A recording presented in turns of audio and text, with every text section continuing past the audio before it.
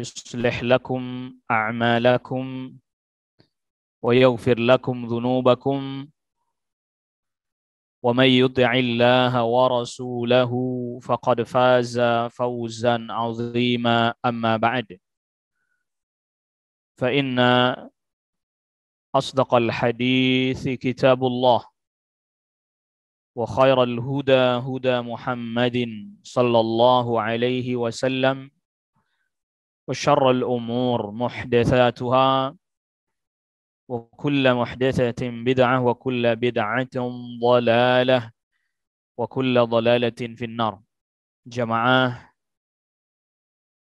hadirin dan hadirat, as-saimin was-saimat, a'azzakumullah. Di kesempatan pagi hari ini melanjutkan pembahasan kita pada Kitabul Kabair karya Al-Imam Al-Hafidh Al-Zahabi.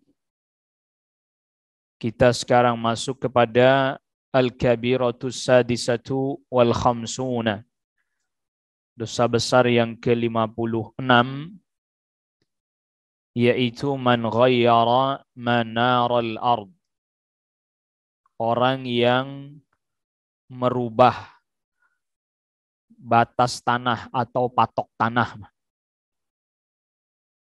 Jadi dia geser, patok tanah dia geser.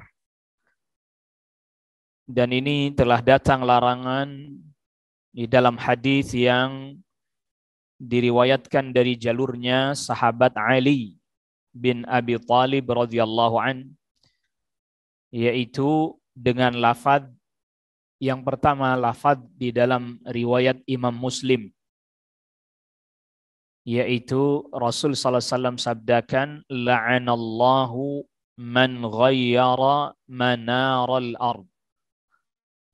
Allah Subhanahu wa taala melaknati orang yang merubah patok tanah atau batas tanah. Lalu di dalam riwayatnya Al-Imam Hakim dengan redaksi dengan lafaz la'anallahu muntaqisa manaral ard. Allah Subhanahu wa taala melaknati orang yang mengurangi batas tanah. Nah, di sini maksudnya mengurangi, dia kurangi batas tanahnya orang, dia lebihkan batas tanahnya sendiri, sehingga kemudian dia memakan bagian dari hak orang lain. Lantas kemudian selanjutnya dari riwayat dari sahabat Abdullah ibn Abbas radhiyallahu anhuma, yang dikeluarkan hadisnya ini di antaranya dari riwayat Ikrimah, yaitu muridnya Abdullah ibn Abbas. Dan ini juga lafadznya telah datang juga dari riwayatnya Al-Imamun Nasa'i, yaitu sabda Rasulullah sallallahu alaihi wasallam, la'anallahu man ghayyara tukhumal ard. Allah laknati orang yang merubah batas tanah. La'anallahu man kamahal a'ma anis sabil. Allah melaknati orang yang menyesatkan orang buta dari jalan. Jadi ditunjukin tapi salah jalannya. Sengaja dibikin orang itu jadi tersesat. La'anallahu man sabba walidayh. Allah laknati orang yang mencela kedua orang tuanya. Ini maksudnya Rasul ditanya, gimana kok ada orang mencela orang tuanya sendiri? Dia cela orang tua temannya, lalu temannya membalas. Maka itu sama saja dia mencela orang tuanya sendiri. Maka kita tidak boleh ya melakukan sesuatu yang membuat orang tua kita jadi dicela orang. Jadi misalnya kita cela orang tua teman kita, dia nggak terima, dia balas. Mencela orang tua kita itu sama saja kita cela orang tua kita sendiri. Karena kita telah melakukan perbuatan yang menyebabkan orang tua kita jadi dicela. Lalu kemudian dalam hadis ini riwayatnya Al-Imam An-Nasa'i dan Ibnu Majah ada lafaz la'anallahu man amila amala qaumi Lut. Allah Subhanahu wa taala juga melaknati orang yang melakukan perbuatan seperti yang dilakukan oleh kaumnya Nabi Lut, yaitu homoseksual. Ya, makanya perbuatan homoseksual itu di dalam bahasa Arab disebut dengan al-liwat. Al-liwat itu adalah dari kata-kata atau diambilkan dari nama Nabi Lut. Al-liwat, yaitu artinya melakukan perbuatan seperti yang dilakukan kaumnya Nabi Lut. Ada yang menamainya dengan sodomi. Itu diambilkan dari nama kaum itu, yaitu kaum Sadum. Kaum Sadum. Jadi terkadang disebut dengan luti atau liwat, yaitu melakukan perbuatan seperti perbuatan kaumnya Nabi Lut. Juga terkadang disebut dengan sodomi karena melakukan perbuatan seperti perbuatannya kaum Sadum. Kaum Sadum itu ya nama kaumnya Nabi Lut itu kaum Sadum. Ya. Dan Abdul Aziz Ad-Darwardi meriwayatkan, maksudnya dalam tambahan riwayat hadis ini, la'anallahu man waqa'a ala bahimatin. Allah melaknati orang yang menyetubuhi hewan. Jadi Nabi SAW sudah dari jauh-jauh hari menjelaskan ini. Baik. Pertama, kalau hadisnya sahabat Ali bin Abi Thalib radhiyallahu an yang diriwayatkan oleh Imam Muslim, itu sudah kita bahas itu di bulan yang lalu terkait dengan hukum menyembelih untuk selain Allah Subhanahu wa taala. Jadi hadisnya Allah melaknati orang yang menyembelih untuk selain Allah. Hadisnya Abdullah bin Abbas juga ada dengan redaksi itu di awalnya. Dan kita sudah jelaskan bahwa menyembelih untuk selain Allah Subhanahu wa taala ini adalah merupakan asyirkul akbar. Syirik besar. Karena yang namanya menyembelih itu ada kalanya menyembelih untuk supaya bisa jalan makanan, wal wadajain, dan dua urat yang ada di kanan kiri. Begitu ya. Dan para ulama katakan kalau yang putus hanya hulkum dan mari tetap sah. Sebagian mengatakan tetap sah sembelihannya. Tetapi yang lebih sempurna kalau seandainya dua urat leher kanan kiri ini juga ikut apa? Ikut putus. Itu sempurnanya. Tetapi kalau yang putus hanya, jadi yang di sini tuh ada dua ini, Pak. Yang di tengah ini ada dua. Yang pertama, makanya kalau ayam misalnya ya, setelah sembelih ayam, ini bagian tengah ini mesti ada dua pipa. Yang satu namanya hulqum, yang satu namanya al-mari. Hulqum itu jalur pernapasan, mari itu namanya jalur makanan. Kalau itu dua putus sudah cukup. Tapi lebih sempurna kalau dua urat yang di kanan dan di kiri ini apa? Putus juga. Nah, makanya hendaknya kaum muslimin pun mengerti ya. Jadi ini termasuk apa? Skill atau keterampilan yang hendaknya setiap muslim bisa melakukannya, Pak. Saya tidak katakan wajib, tapi hendaknya bisa. Jadi nyembelih ayam, nggak usah nyuruh orang.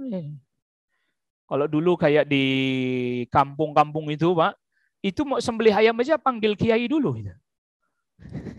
Cari, Pak, iya. Ada apa ini, Pak? Ini sembelih ayam. Allahu Akbar. Ya, mestinya kan dia juga belajar. Dia biar tahu.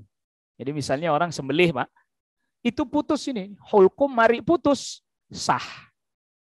Sembelihan sudah sah, halal. Sempurnanya, kalau yang di sini, kalau di ayam, itu yang urat kanan kiri ini kayak kenur itu. Kayak kenur agak tebel. Nah, itu putus. Sudah. Nah, sebagian ini perlu kita informasikan. Sebagian tukang sembelih ayam itu kalau yang disembelih itu kambing, Pak, itu ketika bagian kanan kiri ini putus, darah mengalir makin banyak.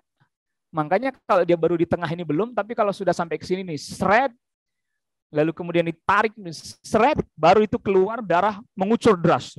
Kalau kambing atau sapi. Tapi kalau ayam memang nggak ada mengucur deras di bagian sini, karena dia cuma kayak kenur gitu doang aja. Nah, itu putus loh. Jadi kalau tengah saja putus sah.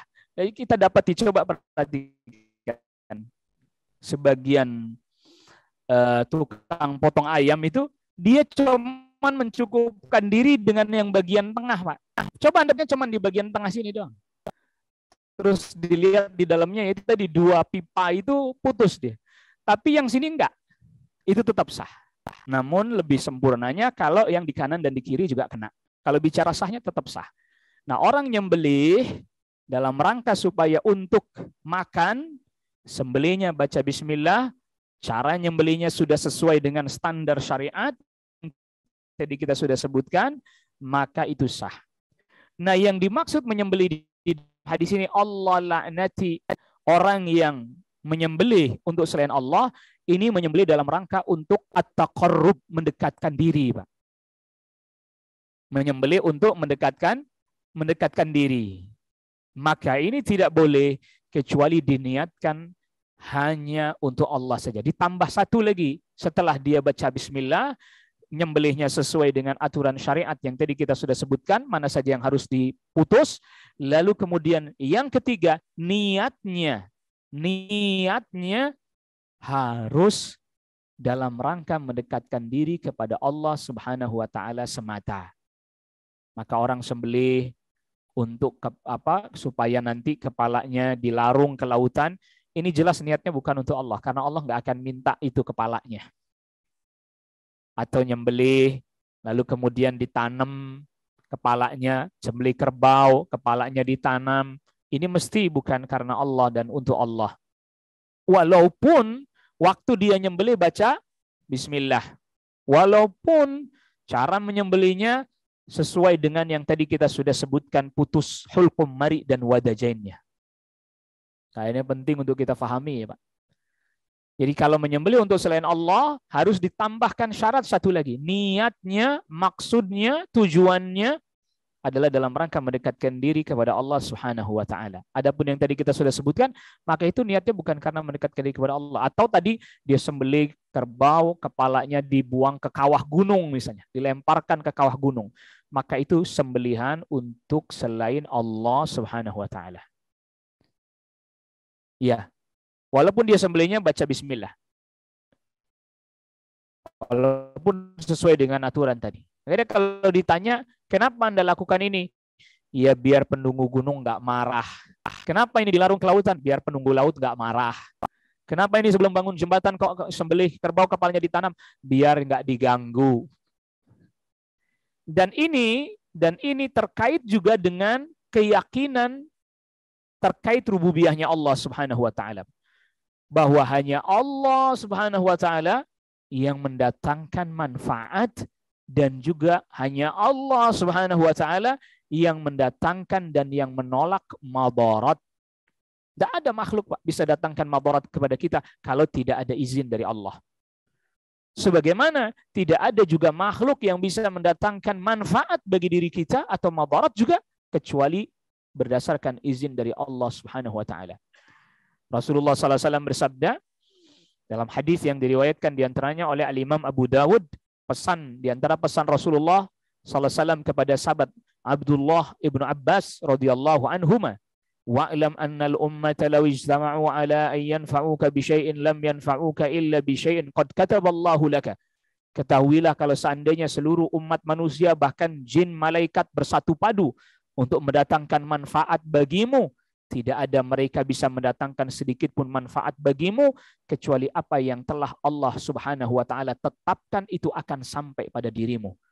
Sebaliknya, walau ijtama'u ala ay yadurruka bi syai'in lam yadhurruka illa bi syai'in qad kataballahu 'alaik. Kalau seandainya manusia, jin, bahkan malaikat semuanya bersatu padu untuk mendatangkan mara bahaya untuk dirimu, maka tidak akan pernah sampai mara bahaya itu sedikit pun kepadamu kecuali hanya sebatas apa yang telah Allah tetapkan atas dirimu.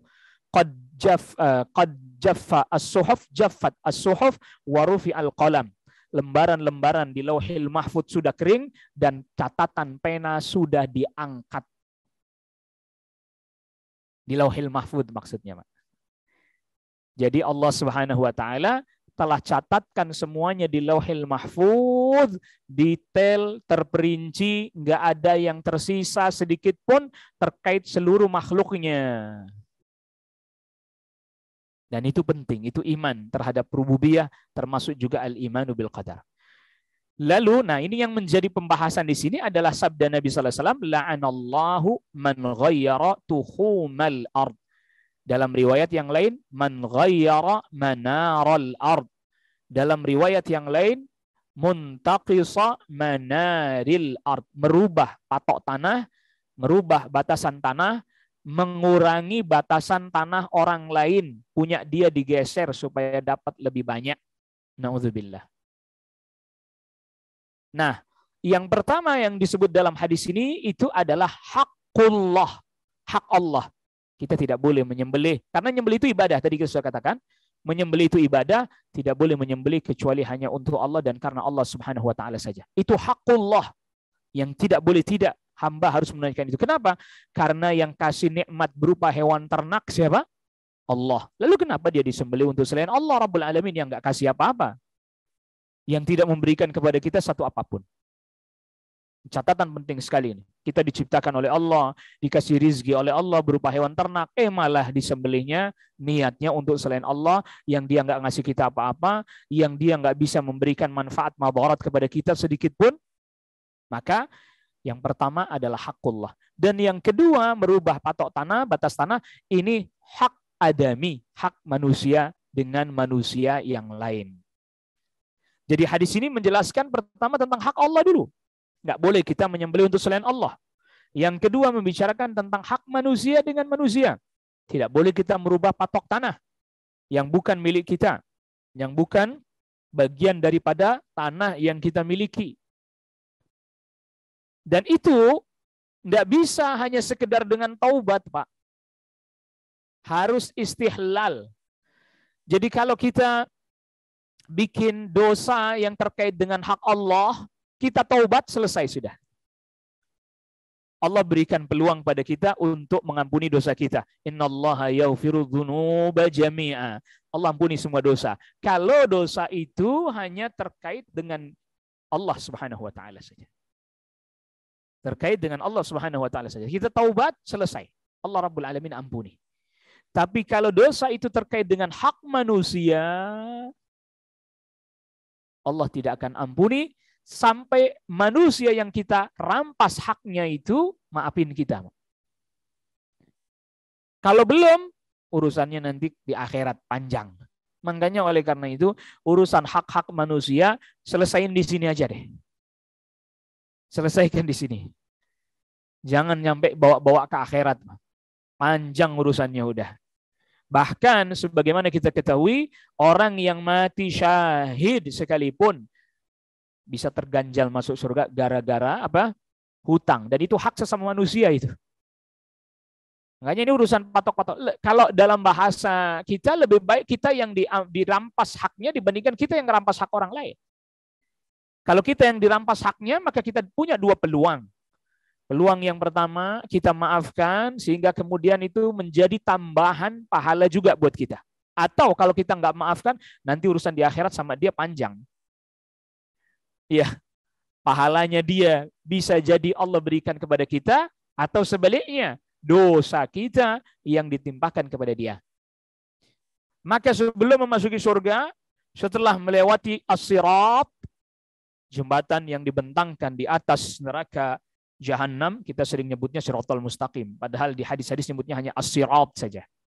Nanti itu ada jembatan kecil lagi menuju surga. Dalam hadis Bukhari disebutkan namanya qantarah, jembatan kecil itu. Kita tidak akan bisa masuk surga kecuali melewati jembatan kecil. Nah, apabila masih ada hak manusia yang belum diselesaikan, itu diberhentiin di kontorah itu. Tidak bisa lewat, tidak bisa masuk. Sampai selesai semua urusan hak-hak manusia. Waliyadzubillah. Dan semakin orang memiliki kekuasaan, memiliki kedudukan, memiliki jabatan, maka akan semakin banyak hak-hak manusia yang dia akan dipertanyakan dan dimintai pertanggungjawaban terkait dengan kepemimpinannya, kekuasaannya. Jadi jangan dikira mudah enteng. Karena sebagaimana Rasulullah SAW sabdakan, hadis sahih riwayat Imam Bukhari, kullukum ra'in, setiap kalian pemimpin, wa kullukum mas'ulun an ra'iyatihi, dan setiap kalian yang jadi pemimpin ditanya rakyatnya. Rakyatnya 1-2, ya tanggung jawabnya dia terhadap manusia cuman 1-2 orang itu doang. Rakyatnya miliaran, naudzubillah, Pak. Itu kalau dia melanggar hak rakyatnya yang sekian ratus juta orang, sekian miliar orang, maka dia dimintai pertanggungjawaban terkait dengan hak rakyatnya segitu banyaknya. Itu bisa mandek lama itu. Walaupun dia orang soleh sekalipun, mandek berhenti lama itu urusannya itu. Tidak main-main. Geser patok tanah doang, sedikit Pak, cuman sejengkal lah. Sejengkal. Maka Rasulullah SAW sabdakan, man ghasaba ardon qaida shibrin. Siapa orang yang menggosok, merampas atau mengambil tanah orang lain, digeser patoknya sejengkal aja. Nggak usah jauh-jauh, nggak usah 1 meter, 2 meter. Sejengkal aja. Tawwaqahullahu yawmal qiyamah. Nanti itu tanah itu dijadikan banyak, besar, ditimpakan, dipikul nanti sama orang itu pada hari kiamat. Na'udzubillah. Nasallallahu alaihi. Itu cuman geser tanah sejengkal. Gimana tanah orang dikuasain hektaran?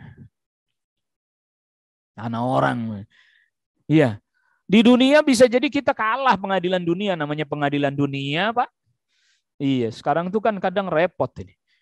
Kita pegang surat, orang lain punya surat juga. Yang asli yang mana, yang palsu yang mana. Sebenarnya sih kalau dilacak sungguh-sungguh bisa aja ketahuan. Tapi ya namanya dunia ya begitu kan. Akhirnya kalah. Jadi sampai mungkin beberapa waktu lalu ya, sebelum Ramadan sampai ada berita itu. Orang marah-marah, Pak. Rumah punya orang tuanya, dari kecil dia tahu orang tuanya di situ, suratnya ada. Tahu-tahu ada surat lain mengakui tanah itu, rumah itu. Itulah dunia begitu emang. Enggak semuanya akan kekal itu. Tiba-tiba hilang atau tiba-tiba data kepemilikannya di sono bukan punyanya bapaknya, punya orang lain. Akhirnya padahal itu tanah bisa jadi surat yang dia pegang yang asli. Tapi nggak tahu kok datanya di sana bisa jadi berubah. Nah itu namanya dunia itu begitu. Maka dari awal, pertama yang penting harus kita tanamkan. Bicara soal urusan dunia, tanamkan jauh-jauh dalam lubuk hati kita bahwa nggak ada yang kekal. Itu satu. Yang dua, kapan aja bisa hilang dari diri kita. Kagak usah tanah, nyawa aja kapan aja bisa Allah cabut kan gitu. Apalagi cuman tanah. Nyawa kita aja kapan Allah cabut, apalagi cuman tanah, mau hektaran sekalipun. Nah itu penting. Tetapi tetap Allah Subhanahu Wa Taala menjaga hak-hak manusia. Allah Subhanahu Wa Taala jaga hak-hak manusia agar manusia juga nggak boleh sembarangan sembrono ngerampas tanah orang lain, hak orang lain. Tidak boleh, nggak diperkenankan. Bahkan sampai penguasa sekalipun tidak boleh merampas hak tanah rakyatnya kecuali, Pak. Ada kecualinya. Kecuali itu untuk kemaslahatan kaum muslimin yang tidak bisa tidak, kalau nggak melakukan hal itu tidak tertunaikan maslahat itu. Satu. Kedua, digantikan dengan yang setara atau bahkan lebih baik. Kenapa? Kok Ustadz katanya kagak boleh? Tapi kok ada pengecualian? Karena tadi bicaranya maslahat yang lebih besar. Maka ada satu kaidah. Al-maslahatul ammah muqaddamatun 'alal maslahatil khassah. Perhatikan kaidah ini. Maslahat umum hendaknya kita lebih prioritaskan dibandingkan maslahat individual, personal. Jadi misalnya begini Pak, contoh. Kita kasih contoh sederhana. Di satu perumahan, kita punya tanah, tetangga punya tanah. Kalau kita masing-masing penuhin semua tanah kita, kita bangun misalnya, itu nggak ada jalan. Kagak ada jalanan, Pak. Ngepres. Maka semestinya kita dahulukan maslahat umum. Rembukan deh sama warga sekitar itu.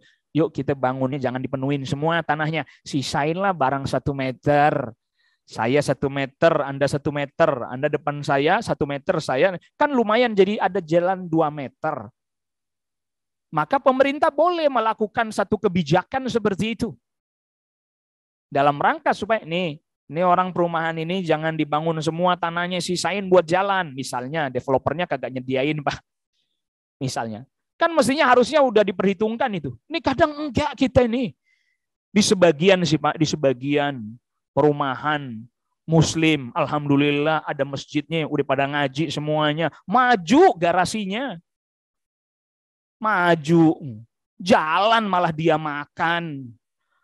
La ilaha illallah. Bukan yang ngasih jalan, tanahnya dikorbanin barang 1 meter, malah jalan yang dia ambil untuk garasinya. Sehingga rumahnya yang tadinya nih, kalau dari gang tuh lurus, bagus, ada yang nongol sendirian tuh, atuk tuh. Biasanya kalau udah kayak begitu Pak, temennya ngikutin. Ini lagi ngomongin bab ini pas nih. Temen, kalau udah ada yang maju 1, garasinya nongol ke depan sendiri 1, tetangganya ngelihat sebelah. Dah dia aja maju. Jadi ikut juga maju. Maju jalannya mestinya lebar jadi apa? Sempit. Nah ini masalah ini. Masalah ini. Tuh. Jadi kita juga dalam rangka beribadah kepada Allah. Ingat, nah ini penting. Seringkali Pak, kalau kita sholat, hadir dalam hati kita, kita lagi ibadah. Kalau kita puasa Ramadan, hadir dalam hati kita, kita lagi apa? Ibadah. Kita lagi haji, kita lagi umroh, hadir dalam hati kita kalau kita lagi apa? Ibadah.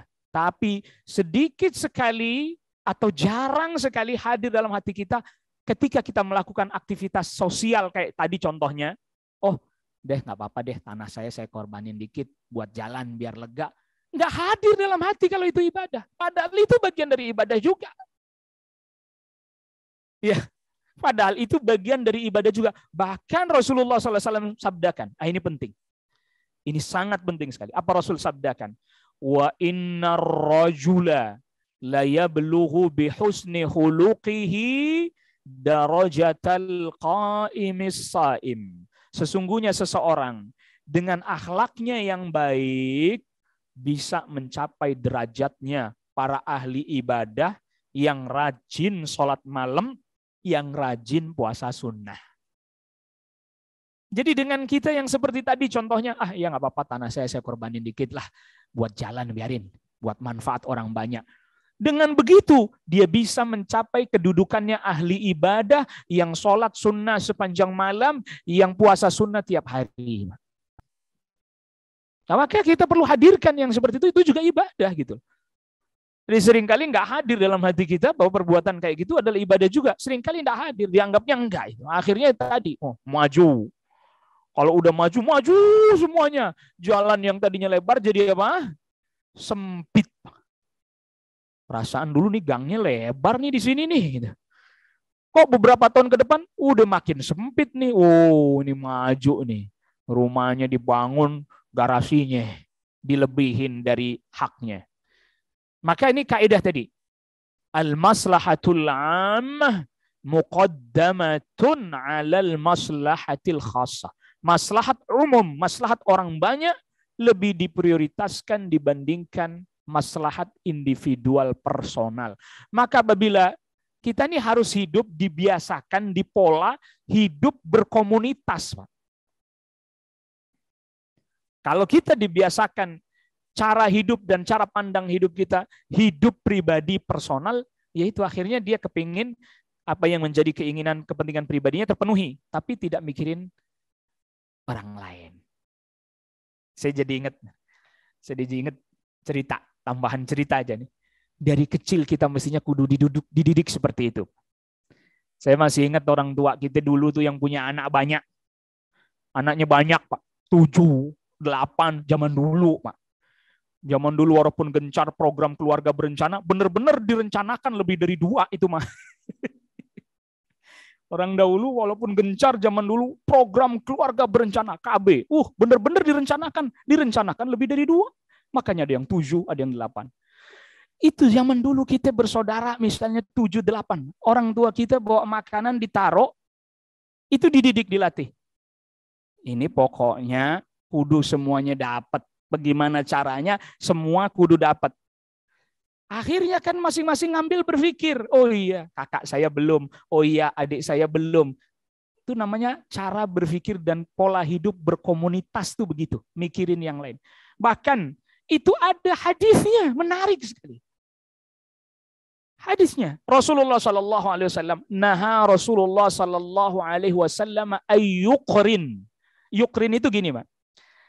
Rasul Sallallahu Alaihi Wasallam melarang orang kalau lagi misalnya makan bareng kurma misalnya nih, lagi iftar jama'i, buka bersama.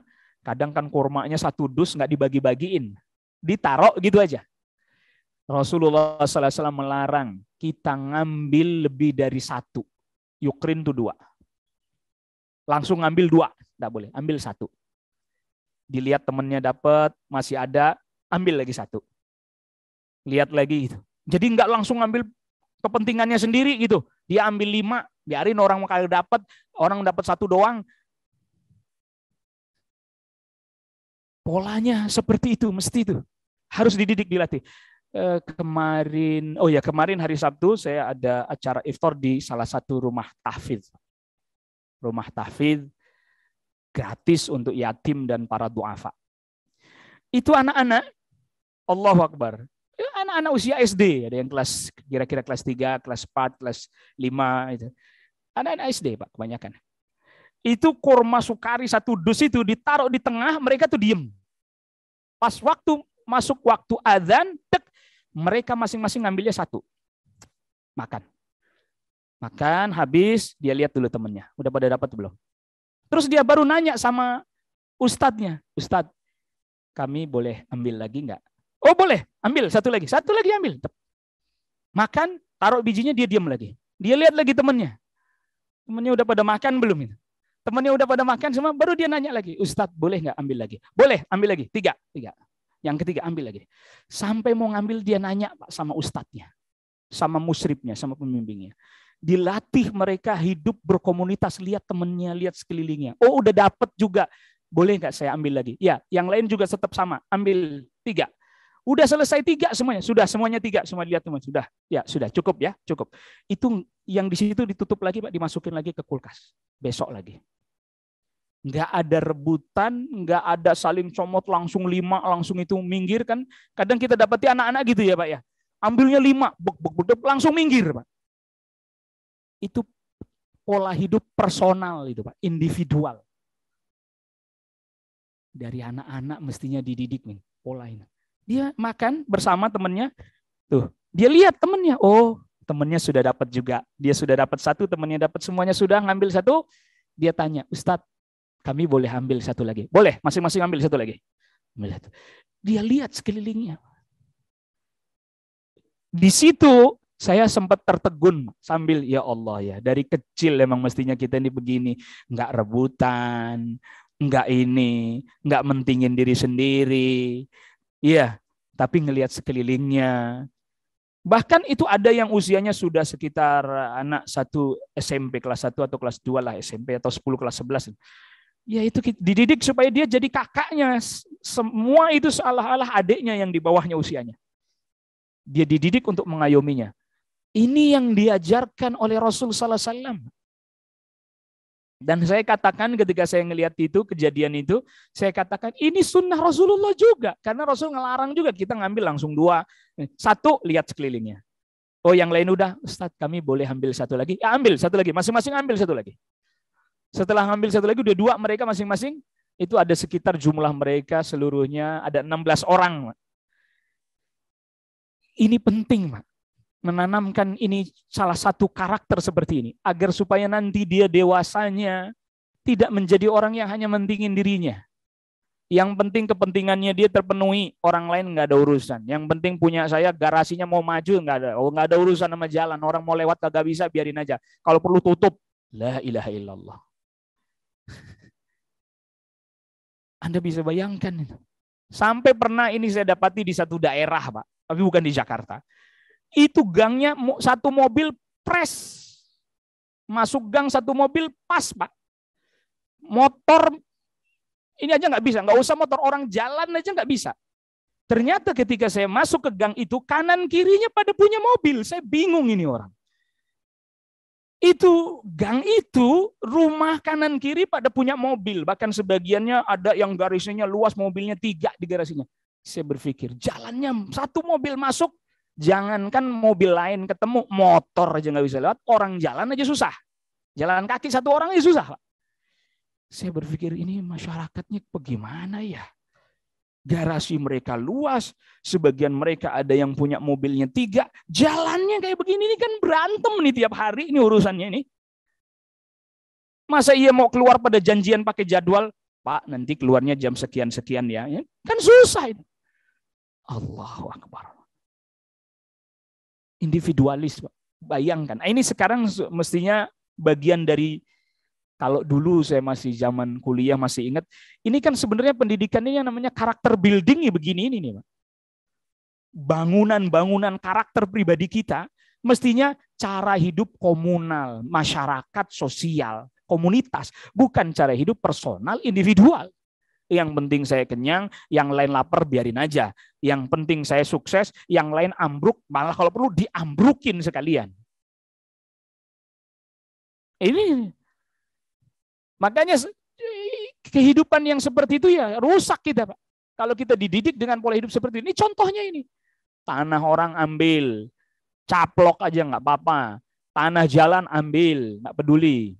Nggak mau dia korbankan sedikit. Kepentingannya untuk kepentingan umum tidak mau. Maka atas dasar itulah para ulama membuat kaidah. Ingat bahwa yang namanya kaidah aturan-aturan dalam fikih misalnya, kalau itu tidak ditanamkan pada karakter masyarakat dan kaum, nggak bakal jalan itu hukum, Pak. Nggak bakalan jalan. Nggak bakalan jalan kalau nggak pernah ditanamkan pada diri kita karakternya. Nggak pernah dididik. Makanya Islam sampai urusan itu mengajarkan, diajarin sekecil apapun. Kalau memang itu sesuatu yang bisa mendatangkan manfaat, maslahat, kebaikan, dididik.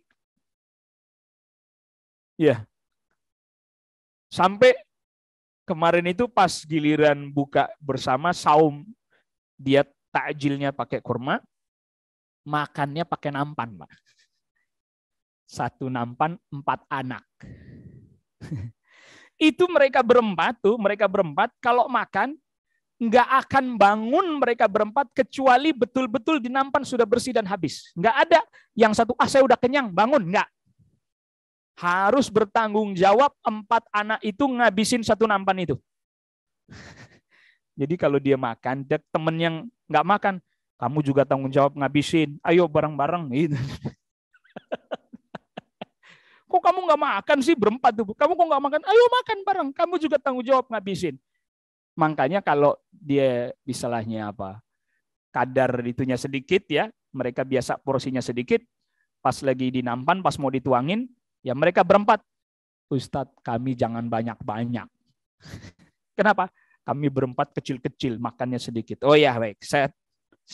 Cukup ya, tanggung jawab berempat ngabisin. Nggak boleh egois satu ngerasa udah kenyang bangun duluan, nggak boleh, ikut tanggung jawab. Dari kecil kita dididik begitu. Temennya 1 belum datang, bertiga tungguin. Nggak ada yang mulai makan duluan, Pak. Tuh.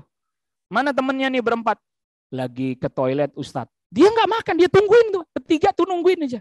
Karena belum 4. Belum 4, ditungguin sama dia.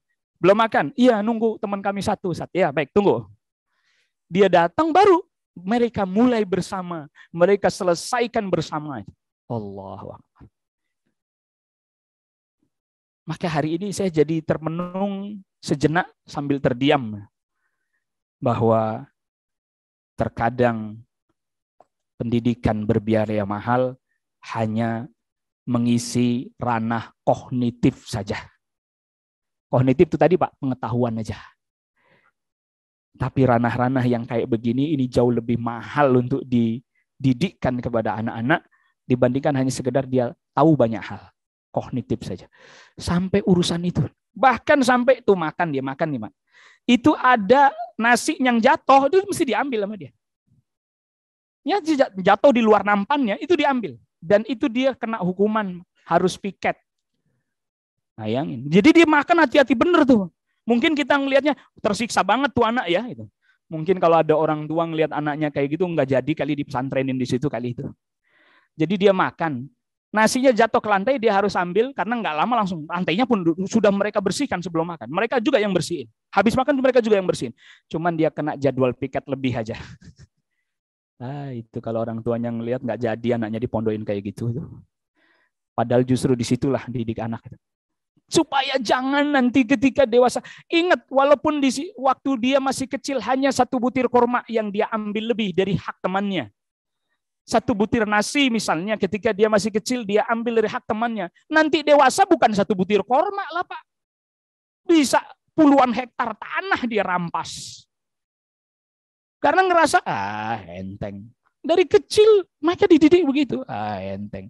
Nah, kalau ada orang tanya, Ustadz, kami pernah mendengar dan membaca riwayat, ada satu riwayat bahwa di zaman Khalifah Umar Ibn Khattab, Khalifah Umar menggusur para penduduk sekitar Masjidil Haram untuk pelebaran Masjidil Haram. Pak. Kita jawab betul itu Pak. Terjadi itu memang. Tetapi ada tetapinya. Pertama, itu maslahat umum. 1, itu maslahat umum. Kalau enggak begitu, maka orang enggak bisa lagi sholat. Udah penuh crowded Masjidil Haram pada saat kekhalifahan Umar bin Khattab radhiyallahu anhu. Enggak mungkin tidak diperluas kecuali harus menggusur sebagian rumah yang ada di sekeliling Masjidil Haram. 1, itu maslahat umum.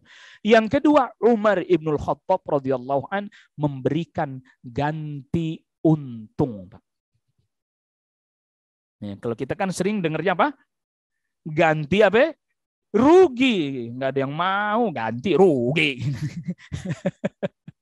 Ganti untung, Pak. Misalnya tanya, berapa harga tanah kamu? 1.000 dinar, Khalifah. Saya bayar 2.000. Ya, dibayar sama Khalifah 2.000 dinar misalnya. Oh iya, kami mau. Ya, siapa yang nggak mau, Pak? Udah kamu beli tanah di tempat lain nih. Gusur untuk perluasan Masjidil Haram. Sampai ada satu orang yang gak mau. Itu uangnya ditaruh di dalam Ka'bah sama Khalifah. Nah, uang kamu di dalam Ka'bah, ambil sendiri. Tapi gusur tetap. Karena tadi pertama maslahat umum. Yang kedua ganti untung. Nah, itu persyaratan berat tuh ganti untungnya tuh Pak. Bukan ganti rugi.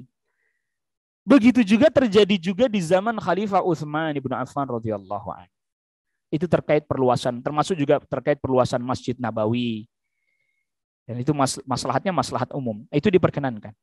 Lalu kemudian di dalam hadis ini pun Rasul sallallahu alaihi wasallam pun mengajarkan kepada kita agar kita jangan memanfaatkan kelemahan orang lain. Kalau tadi urusan tanah ya kan, hak manusia sama manusia. Yang ini selanjutnya jangan kita manfaatin kelemahan orang lain. Allah laknati orang yang menyesatkan orang buta dari jalan. Dia misalnya nanya, Pak tujuan sini kemana? Sono. Padahal bukan ke situ. Akhirnya dia nyasar. Itu namanya memanfaatkan kelemahan orang lain. Jangan. Bahkan termasuk memanfaatkan kelemahan orang lain adalah ketika ada pedagang dari kampung desa yang tidak tahu harga pasar, Pak. Tidak boleh dicegat di tengah jalan oleh tengkulak, dibeli murah-murah, memanfaatkan ketidaktahuan mereka akan harga pasar. Talaqi rukban namanya. Rasul pun melarang itu. Mentang-mentang orang desa nggak tahu harga pasar dan seterusnya, tengkulak cegat, nggak usah masuk pasar, kami aja yang beli. Dibeli murah-murah, mereka nggak ngerti Kalau sebenarnya harga komoditinya cukup bagus ketika dijual di pasar, dimanfaatkan oleh sebagian orang kebodohannya, ketidaktahuannya. Ini berarti memanfaatkan kelemahan orang. Gak boleh. Mumpung dia kagak ngerti ya. Tetap tidak boleh. Nah, ini seringkali terjadi ini.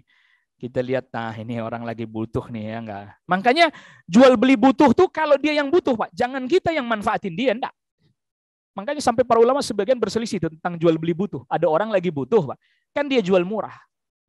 Kita nggak manfaatin, Pak. Ini sebenarnya harga ini Bapak segini loh. Kita jelasin aja. Harga barang Bapak ini sebenarnya harga pasarnya standarnya segini. Bapak silakan searching aja. Oh ya nggak apa-apa, saya lagi butuh. Oh ya silahkan kalau begitu. Tapi jangan kemudian kita mengkondisikan dia sebenarnya tidak ada kebutuhan, tapi kita kondisikan seolah-olah dia butuh sehingga jual tanahnya murah-murah.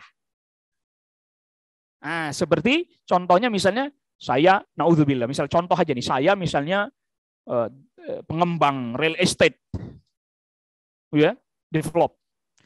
Lalu kemudian saya pantau, wah kampung ini prospek nih kalau saya bikin perumahan real estate. Lalu kemudian saya create keadaan sedemikian rupa, saya buat keadaan sedemikian rupa biar masyarakatnya resah. Bikin kerusuh ini, bikin sewa preman lah bahasa kitanya dan seterusnya. Masyarakat akhirnya jadi resah. Karena sudah resah dan seterusnya mereka merasa nggak nyaman, akhirnya mereka pun mau menjual tanah mereka secara murah. Saya beli. Ini masuk ke dalam larangan laknat. Dan pada hakikatnya jual beli yang seperti itu tidak sah. Tidak sah jual beli yang seperti itu. Kecuali ya tadi, dia butuh. Memang dia dalam keadaan butuh. Dan kita telah kasih tahu kan, Pak, sebenarnya barang Bapak ini rentang harganya sekian-sekian. Bapak boleh searching deh. Misalnya motor Bapak ini sebenarnya masih bisa sekian dengan kriteria begini. Enggak apa-apa deh, memang saya lagi butuh. Oh ya enggak apa-apa kalau begitu. Yang itu enggak masalah. Tapi kita create keadaan sehingga dia terpaksa dalam tanda kutip menjual barangnya dengan harga murah karena udah nggak nyaman tadi misalnya. Nah, ini termasuk bagian memanfaatkan kelemahan atau bahkan menyengaja bikin orang jadi seolah-olah terpaksa. Tidak boleh. Lalu mencela orang tua tadi kita sudah jelaskan. Nah, termasuk ini ya. Jadi kalau ada orang berkata nggak ada larangan melakukan perbuatan seperti perbuatan kaumnya Nabi Lut, ada ini hadisnya. Ada. Jadi apa yang sekarang misalnya disuarakan oleh sebagian orang LGBT dan seterusnya, ini ada larangannya, Pak. Kata siapa tidak ada larangannya? Kalau dibilang tadi, ini berarti apa? Hak manusia dengan manusia lain bukan terkait dengan harta, tetapi terkait dengan menjaga populasi, Pak. Anda bisa bayangkan, kalau laki-laki dengan laki-laki, perempuan dengan perempuan, bagaimana populasi manusia tidak akan punah kalau begitu caranya? Jadi syariat juga memperhatikan itu, menjaga populasi agar tetap ada. Termasuk juga di sini yang disebutkan dalam hadis ada tambahannya, tidak boleh nikah sama hewan. Kita bisa bayangin, di sebagian negeri kafir, yang namanya saya sebut kenapa kok negeri kafir, karena ya mereka sudah begitu, Pak. LGBT dihalalkan. Nikah sejenis laki-laki dengan laki-laki dibolehkan, perempuan dengan perempuan dibolehkan. Sampai sebagian negeri kafir membolehkan nikah sama hewan, Pak. Benar itu. Nikah sama kuda, naudzubillah, naudzubillah, naudzubillah. Sekarang sebagian negeri lagi lebih rusak lagi, Pak. Bolehin nikah sama boneka. Inna lillah wa inna ilaihi raji'un. Nikah sama boneka. Padahal secara kuantiti jumlah wanitanya jauh lebih banyak dibandingkan laki-laki. Lah ini udah wanitanya lebih banyak dari laki-laki, laki-lakinya nikah sama boneka pula. Macam mana ini kaum wanita akhirnya ini? Nikah sama boneka, boneka perempuan. Kata dia pas ditanya kenapa Anda lebih milih nikah sama boneka, alhamdulillah nikah sama boneka lebih enak, kagak rewel, kagak cerewet katanya. Nggak nuntut macam-macam, nggak nuntut ini, nggak nuntut itu. La ilaha illallah, rusak. Ya, rusak. Nikah sama hewan dibolehin, nikah LGBT. Nah, ini di negeri kita sedang naudzubillah, sedang disebarkan tuh pemikiran-pemikiran seperti itu. Nggak apa-apa. Yang uniknya ya, yang kemudian membela seperti ini sebagian orang Islam juga yang dianggap memiliki pemahaman atau pendidikan tinggi dalam Islam. nggak apa-apa nikah. Laki-laki sama perempuan, laki-laki sama laki-laki, perempuan sama perempuan. Yang penting sakinah, mawaddah, warahmah. Gimana ceritanya itu? Dia aneh. Termasuk juga yang rame belakangan sebelum Ramadan itu kan nikah laki-laki non-muslim menikah dengan perempuan muslimah. Itu ijma, Pak. Ijma, tidak ada perselisihan di antara para ulama, tidak boleh, haram. Ijma, nggak ada perselisihan itu. Dalil ayat hadis jelas, ada hadis juga jelas melarang hal itu. Dan ijma itu udah kesepakatan dari masa ke masa, dari waktu ke waktu. Lihat tiba-tiba muncul orang di belakang, ya ini kan perbedaan pendapat. Ini pendapatnya siapa sama siapa yang beda? Giliran ditanya ulama mana yang bolehin, nggak bisa jawab. Buku fikih mana dari mazhab mana yang membolehkan, nggak bisa jawab. Orang nggak ada, emang nggak ada perbedaan. Dia berarti yang beda sama para ulama. Dia yang khilaf, Pak. Jadi ini bukan khilafnya ulama dengan ulama, dia yang khilaf sama ulama. Semua ulama ngelarang, dia sendirian menyendiri mengatakan boleh. La ilaha illallah, nasallallahu alaihi afiyah. Ini sebagian yang bisa saya sampaikan pada pertemuan kita di kesempatan pagi hari ini. Ada pertanyaan? Silakan.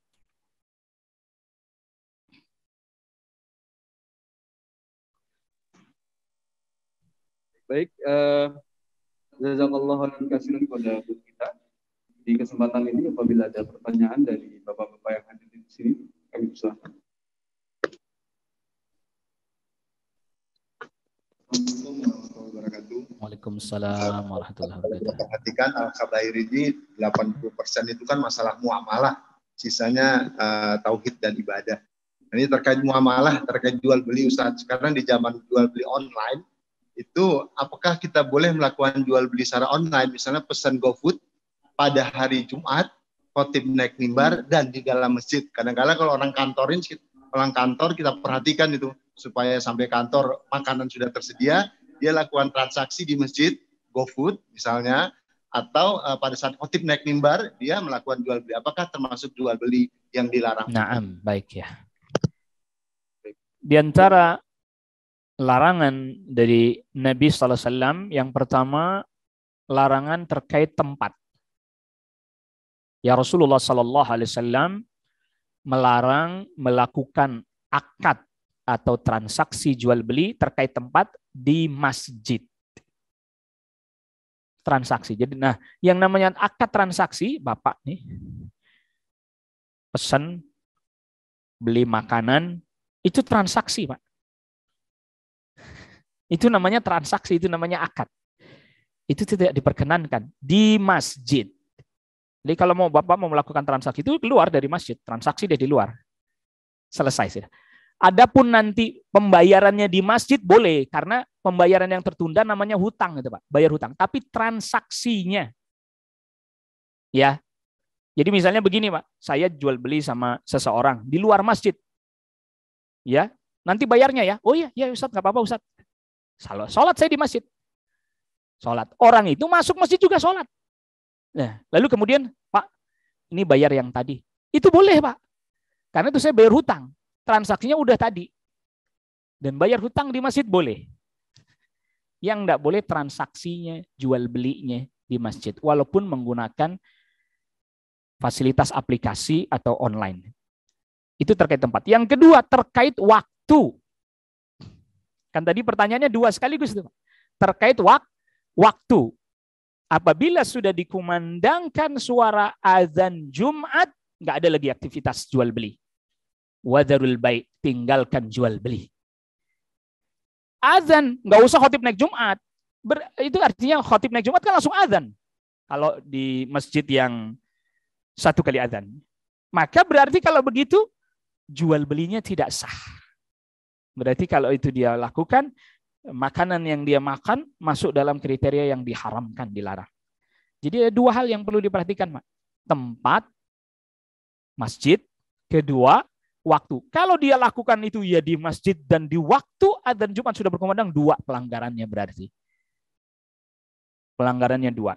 Dan orang yang melakukan hal tersebut di masjid atau itu Nabi katakan, la arbahallah tijaratak.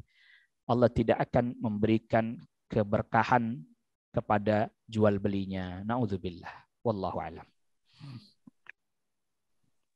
Baik, ini ada dari online dulu. Mohon maaf, kami bacakan dari online dari Pak Mahmudi. Saya itu nanti akan dari kesempatan dari jamaah sini. Assalamualaikum Pak Ustadz. Assalamualaikum. Dengan alasan keamanan, akses atau gang jalan di komplek perumahan ditutup oleh warga di gang tersebut, sehingga membatasi akses bagi penduduk lain. Bahkan sudah musyawarahkan di tingkat RW tetap nggak mau membuka akses tersebut. Bagaimana hukumnya menutup jalan oleh sebagian warga tersebut? Iya. Perlu kita ketahui Pak bahwa di tempat kita ini atau di sekitar kita ini kan ada pemimpin ya. Maksudnya pemimpin pertama RT.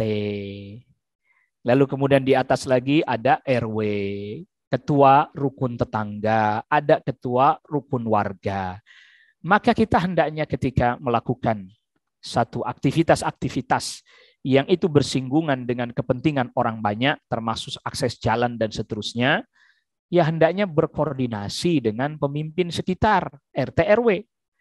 Kalau memang itu juga terkait dengan keamanan, toh mereka juga kan punya tanggung jawab juga kan terkait dengan masalah keamanan. Jadi jangan kita juga melakukan tindakan-tindakan secara sepihak, secara pribadi tanpa mempertimbangkan sisi-sisi sosial lain.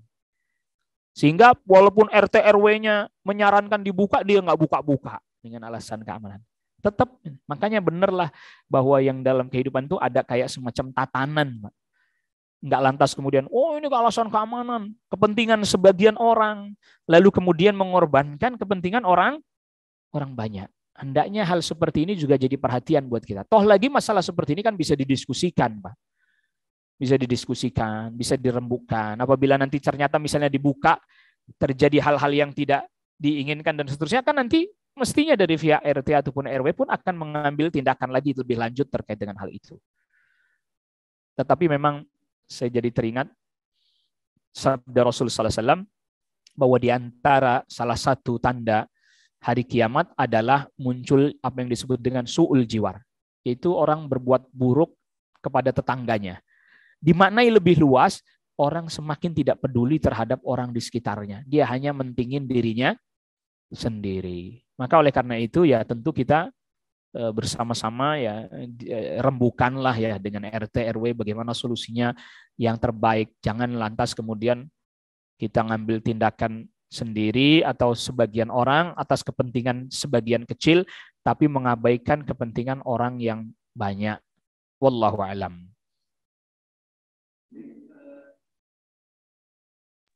Ini ada satu lagi pertanyaan, Ustaz. Bagaimana hukumnya oknum atau pejabat BPN memaksa untuk tanda tangan pelepasan hak atas tanah untuk jalan, tapi tidak diberikan ganti untung? Diduga tanah tersebut disertifikasi atas nama oknum tersebut untuk dijual lagi kepada negara. Allah musta'an. Allah musta'an. Jelaslah kita kalau dari seperti deskripsi ya. Ingat kita menjawab pertanyaan sesuai dengan deskripsi. Gitu ya Pak ya. Kalau memang deskripsinya seperti yang telah disebutkan ini, ceritanya tuh kayak yang disebutkan seperti ini, ya jelas nggak boleh, haram. Maka tadi kita sudah katakan, kita sudah mulai harus berpikir ke depan. Jadi kalau kita berpikir ke depan itu maksudnya adalah, oh ini generasi kok kayak begini nih kondisinya generasi ini misalnya, kayak tadi disebutkan. Ini berarti harus dari awal pendidikan harus difikirkan nih gimana supaya generasi selanjutnya nggak begini kondisinya. Iya kan? Jadi orang berlomba-lomba untuk memenuhi kepentingannya, hajatnya diri sendiri. Tapi tidak memperhatikan ya tadi orang lain. Ketika akhirnya terjadi ketika dia pemegang kekuasaan atau semisalnya, maka dia melakukan perbuatan yang semisal seperti ini. Na'udzubillah. Kalau ditanya bagaimana hukumnya, jelas itu haram. Ya, kalau ditanyakan seperti yang disebutkan dalam pertanyaan dengan deskripsinya tadi, maka jawabannya wallahu a'lam itu haram, tidak diperkenankan. Nah,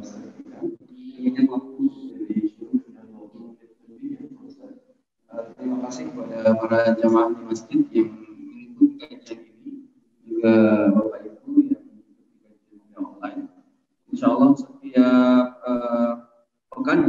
akan tetap di bulan Ramadan ini menjalankan kajian-kajian di di subuh hari Selasa, subuh hari Sabtu dan hari Ahad. Juga kami mengajak Bapak Ibu semua nanti insya Allah kita penuhi iktikaf di subuh Ramadan. Insya Allah Pak Ustaz Zainuddin juga akan mengisi kajian iktikaf pada malam 25 kalau nggak salah, yang dimulai pukul 10 malam sampai 11 malam. Insya Allah juga Masjid Syuhada menyediakan untuk sahur bersama. Demikian kita tutup. Subhanakallahumma wa bihamdika asyhadu an la ilaha illa anta astaghfiruka wa atubu ilaik. Assalamualaikum warahmatullahi wabarakatuh. Assalamualaikum warahmatullahi wabarakatuh.